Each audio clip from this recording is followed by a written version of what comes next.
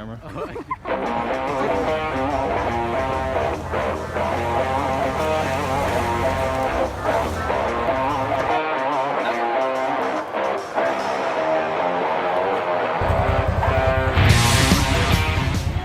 In this video, I'm going to show you how I replaced my stock fog lights in my 2002 4Runner Limited with some Auxbeam 3-inch pod fog lights.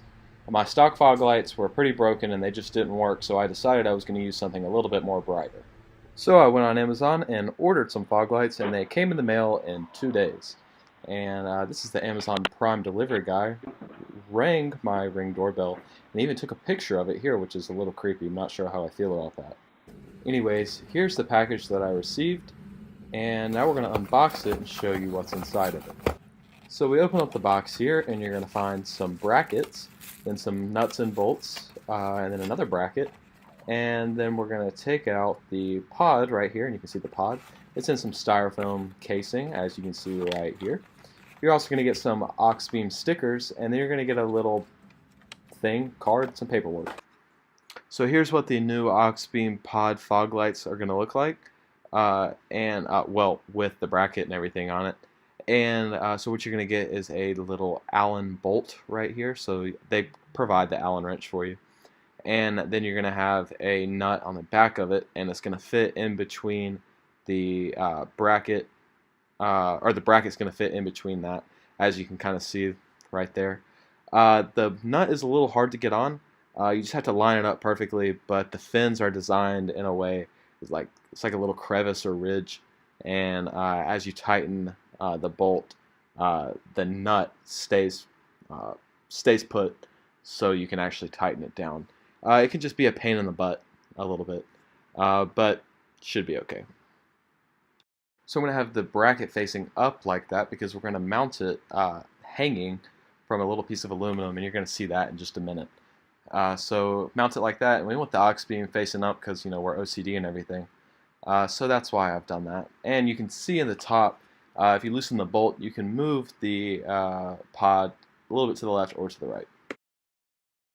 I've already removed my stock fog light, but I'm going to place it back up here just to show you what you're going to do. So this is kind of how it mounts in like that. You're going to see I believe it's an 11mm screw right up there, so you're going to have to take that out first. And it can be kind of difficult, especially if you have an older car that has a little bit more rust on it. So what you can do is use some liquid wrench or WD-40 to get that out. And then once you get the fog light assembly detached, you're going to have to unplug it, and it can be also a pain in the butt, but you can use some WD-40 if it's stuck also. And you just push the pin in, and bam, pop it out, and you're good to go. So we're back underneath the car, and this is the fog light holder. So this like mounts to the bracket, the fog light bracket. So I'm going to take this piece of aluminum here, and I'm going to kind of place it over top of the bracket. You'll see that in just a second. And then right here, I've kind of marked a little hole that I'm going to drill.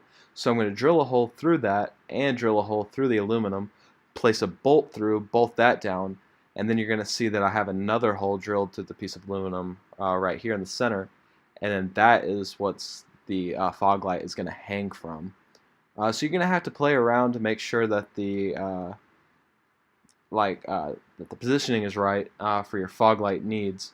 But the good thing is that the fog light you can move to a little bit to the left, a little bit to the right, if need be.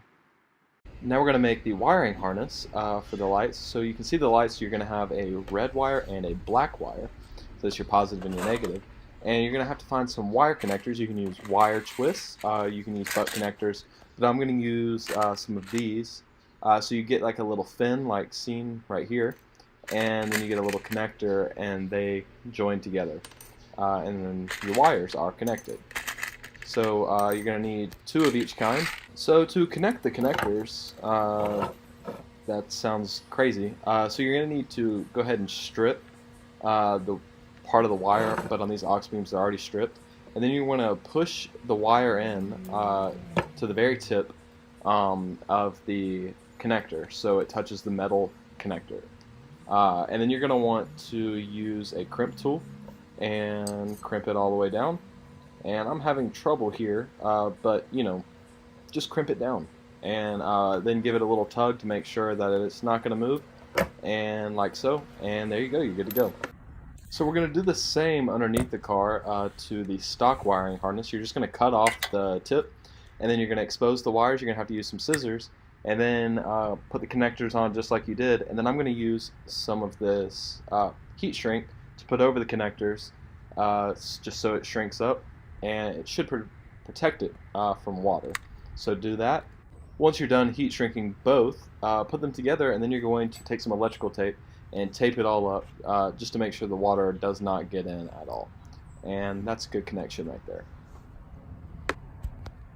So I'd like to take a moment to let y'all know how stupid I am.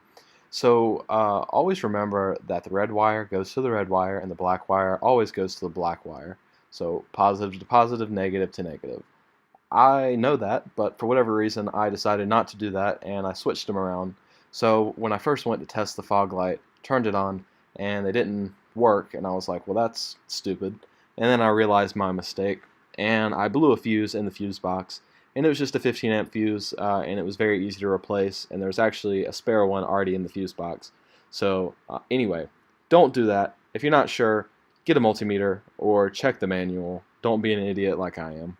So now we have both fog lights in, and it's a little tilted on that side, but I can work with it. And there we go. So now you can see it, all my tools, everything.